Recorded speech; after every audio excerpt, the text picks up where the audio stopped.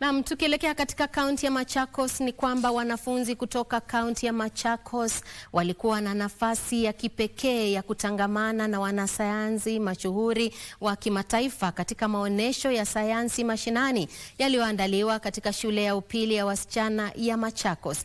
Kituo cha hisabati, sayansi na teknolojia barani Afrika kwa ushirikiano na shule ya fizikia msingi barani Afrika kiliwaleta pamoja wahadhiri kutoka Marekani, Uswizi, Ulaya na bara Asia kuwahimiza wanafunzi kuhusu fizikia na nishati mbadala. Mratibu wa kituo hicho Philip Maate alisema kuwa mpango huo umechochea ari kubwa katika masomo ya sayansi, huku wasichana wengi zaidi wakijiunga na somo la fizikia na kushiriki katika mashindano ya uhandisi. Profesa Christine Dave wa shule ya fizikia msingi barani Afrika alisema kuwa mpango huo unaoandaliwa kila baada ya miaka miwili hulenga tu kuwahamasisha wanafunzi bali pia kuwapa walimu ujuzi wa hali ya juu ili kuwaelekeza wavumbuzi wa kesho. Walimu na wanafunzi waliupongeza mpango huo.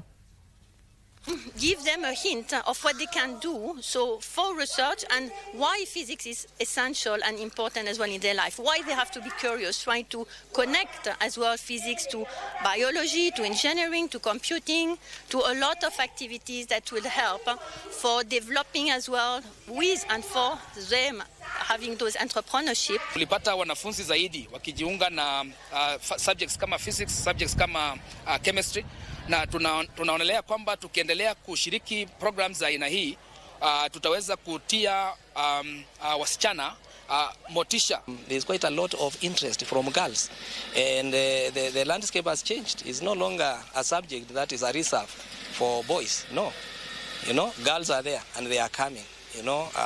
Very, very strongly. And that is what we want. They have helped me because I want to be a software engineer, and software engineering ni kazi nzuri sana. So, to me, I found that very, very interesting.